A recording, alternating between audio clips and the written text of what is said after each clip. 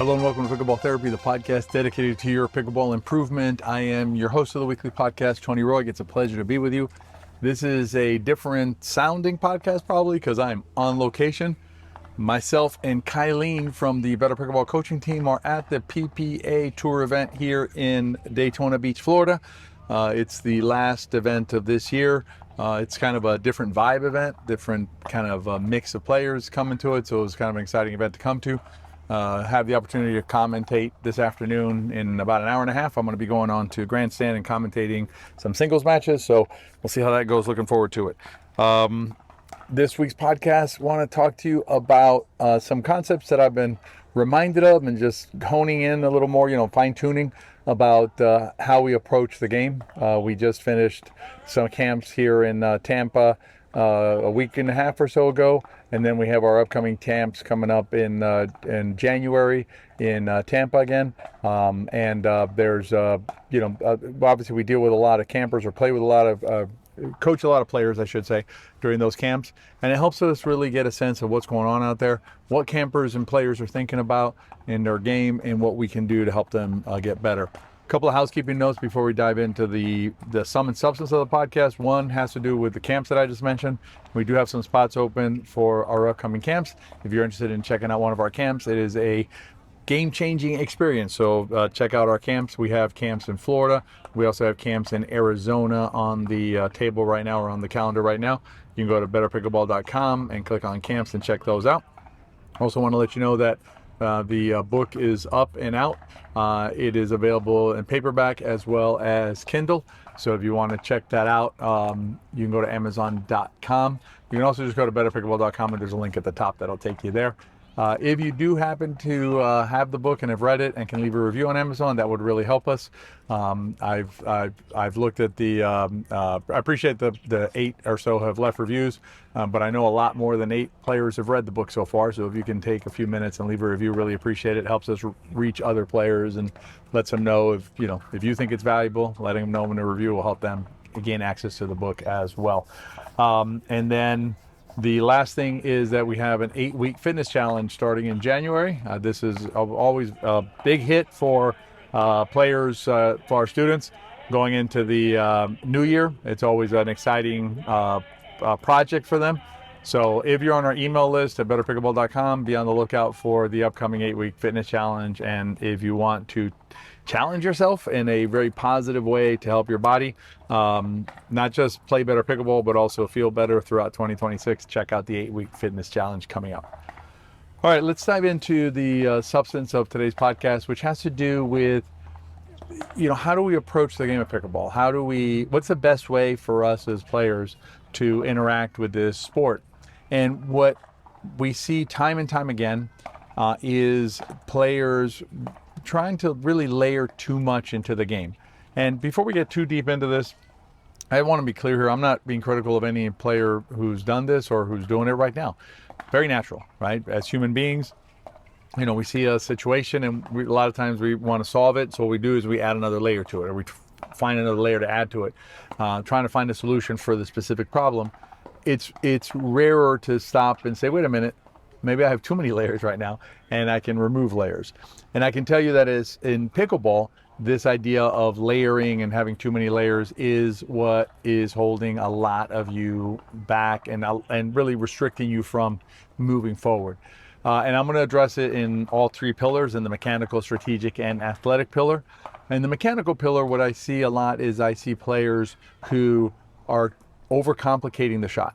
So, if you think just really basically about what you're trying to accomplish on the pickleball court, is you're trying to take a small, usually yellow object, we call it pickleball, right? And send it into a specific part of the court along a specific trajectory. That's the whole kit and caboodle, right? Mechanically, I want to get the ball to go where I want it to go, reasonably well. And where I want it to go includes obviously not missing, right? Where I want it to go includes clearing the net and includes going in bounds if the other team doesn't hit it out of the air. So basically that's what I want. So how do I accomplish that, right?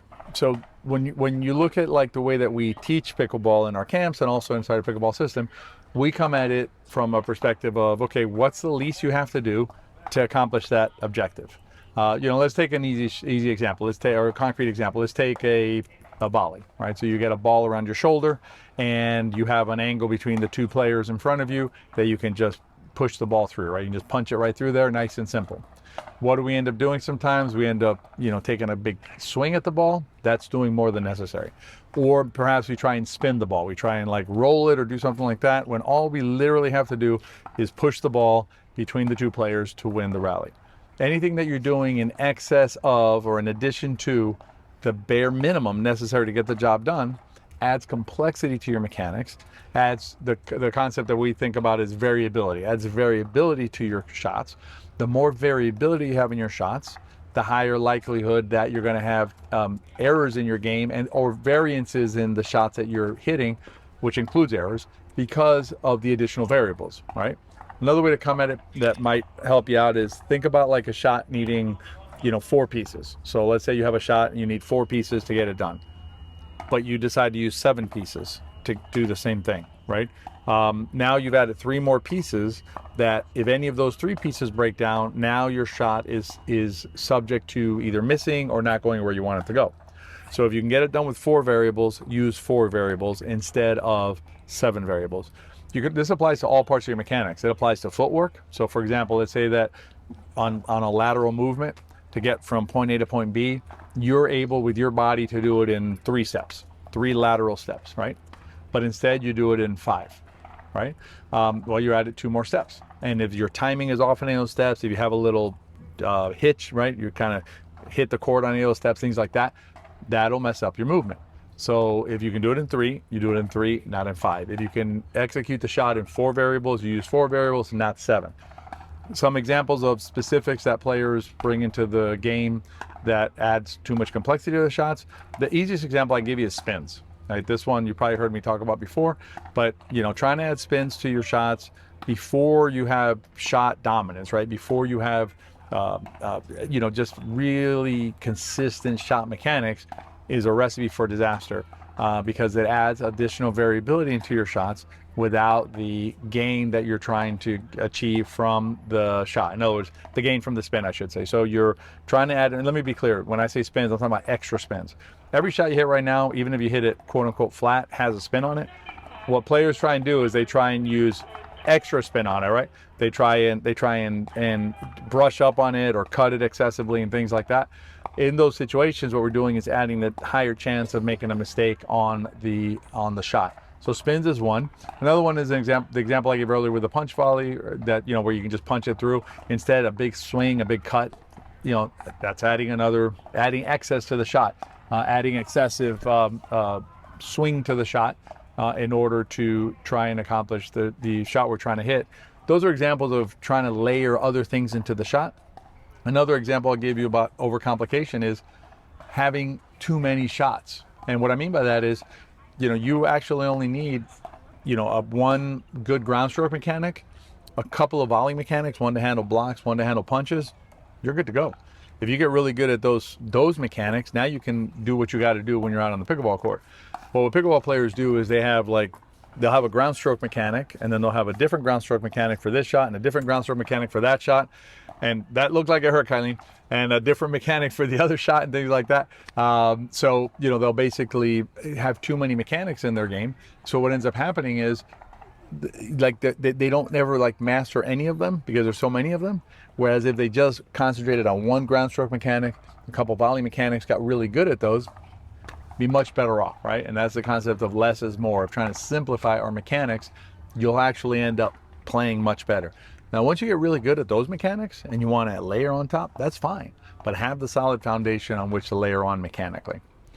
From a strategic standpoint, what we find this is on the strategic pillar now, right? So this is understanding what shot to hit when, navigating the game from a strategic standpoint.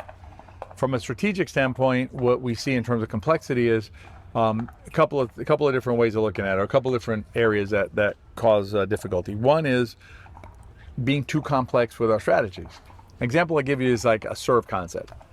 I just saw a comment recently on a video that we found on YouTube for a little bit on the serve, and we come at the serve in a very gets the job done, simplified, let's do this, it's going to do the work, right? And invariably we get comments or responses that, oh, that's fine, but that's too predictable. It's not, but I don't want to get into the details of why it's not, because that's a serve conversation. I'll tell you, it's not too predictable to begin with, but let's assume it's predictable.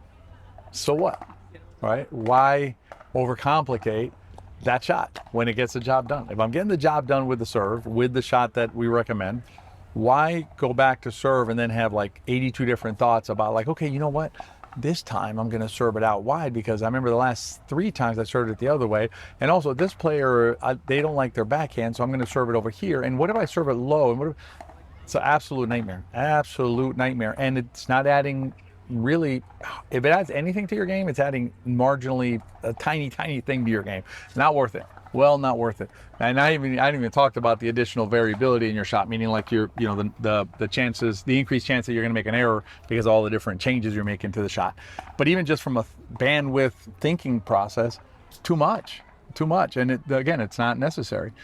So one area on the strategic side is trying to do too much strategically, right? Trying to I don't know. So it's like trying to split hairs, right? It's like trying to like chop everything so finely that you just end up losing your mind out there. Because and here's the thing. I'm gonna, not even the pros do that. The best male player on the planet, Ben Johns. I like using him as an example on these because he's obviously an amazing player. The results prove it, and also just you watch him play, and it's so difficult to play against. But his strategy is a very simple strategy, which is he wants to get to the line, and when he's on the serve side, he wants to get to the line, and he's just going to dink you cross court and middle, until the cows come home, and then he's going to dare you to go hard, and then he counters. That's it. That's the whole strategy. He's not like, okay, you know what I'm going to do? I'm going to cut this one like this, and I'm going to roll this one like that, and then I'm going to go over here, and then I'm going to hit an MBZ lob, and I'm going to flick attack, and I'm going to do all these things. No. Very, simple but effective strategy that he can execute successfully, does the job. He's a master at doing the most with the least. Again, in terms of like when you think strategically, he comes into the game with a very set game plan. Everybody knows what he's going to do. All his opponents know exactly what he's going to do, but he does it, and he beats them doing exactly what he wants to do. I'll give you another example. It's from another sport. It just popped into my head, and so I'll share it with you. If you ever watched basketball back in the day, there was this guard, and I think he was a guard and forward combination of John Stockton and Karl Malone. Literally ran the same play every time down the court, virtually identical play. It was basically John Stockton would go to the outside, go to the top of the shot key there, and he would basically bounce pass it into Karl Malone, who would turn around and score. Pass it to Karl Malone, turn around and score. Why wouldn't you do the same thing again and again and again if it works, right? So strategically, simplifying your life is going to help you.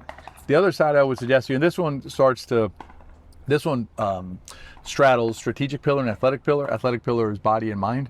So it's a strategic concept, but it's also an athletic concept because it's occupying too much of your mind, which is trying to figure out the solution to everything, right? So one is, the one I just talked about is where you're planning everything, right? And perhaps you can plan everything. You have the ability to like come up with the optimum strategy, down to the 72nd degree of specificity. What I'm suggesting is you don't need to do that. The other one is where you don't know what's happening, meaning like you're not sure what's happened. And a good example here is where, there was a couple of dinks, you got pulled out wide, maybe you popped it up, and you're okay, what do I do then, right? What I suggest there is try not to answer all the questions right now. Understand that there's questions that you can answer later, and that's perfectly fine. So don't try and answer everything right now, and allow yourself the grace, if you will, of focusing on a couple of areas that are of primary concern to you right now. Focus on those. An example, again, would be like your, for instance, we like to do a lot of our third shots towards the moving player. If you're one of our students, this will be familiar to you. So focus on that, right? When you're playing, you can focus on that. You don't need to focus on the exact, did you go to the backhand or the forehand? Did you go to this or that? Just keep it like more big picture, more where you're at right now. Focus on that from a strategic standpoint. That'll help you strategically because it'll focus you on what matters. It'll also help you athletically because it'll free up your mind from having to worry about every little thing. which segues into the last piece that I wanted to talk about on the athletic pillar, in terms of, less is more.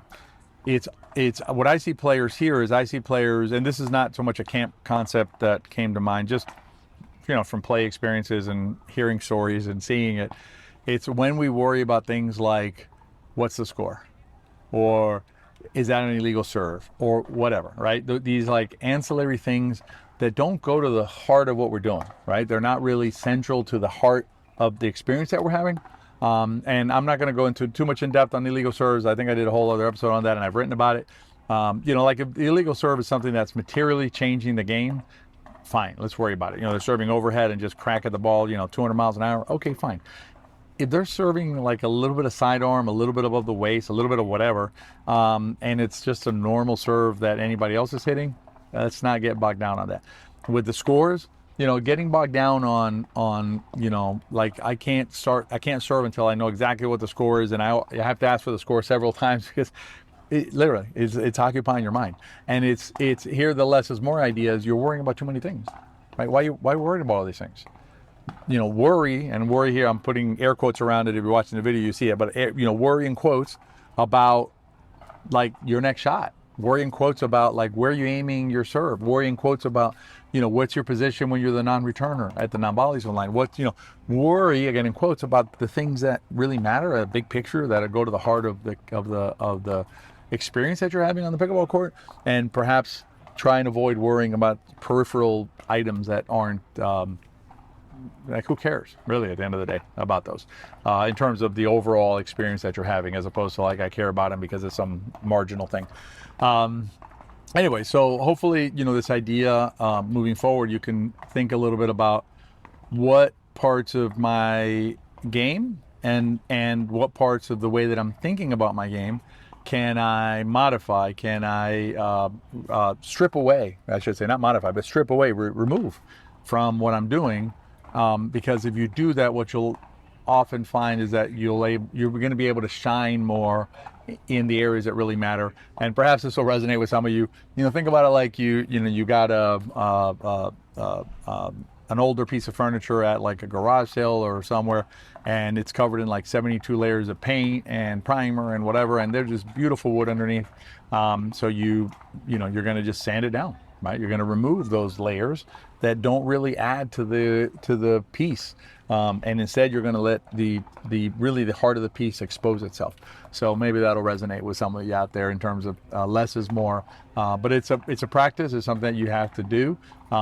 If it's something you have to work at. I should say you have to work at if you want to do it, right? So you need to work at it, and I think that'll give you more peace of mind, more calmness when you're playing, and also you're going to play better. So I hope you enjoyed this episode of Pickleball Therapy. If you get a chance to rate and review the podcast, but also the book, if you've read it, really appreciate that. And as always, consider sharing this podcast with your friends, particularly any friends of yours who are worried about the score, illegal serves, and things like that. Let them offload that so they can have more fun and play better.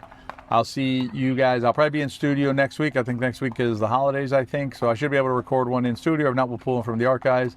Be well, happy holidays, and I'll see you next time on Pickleball Therapy. Ciao.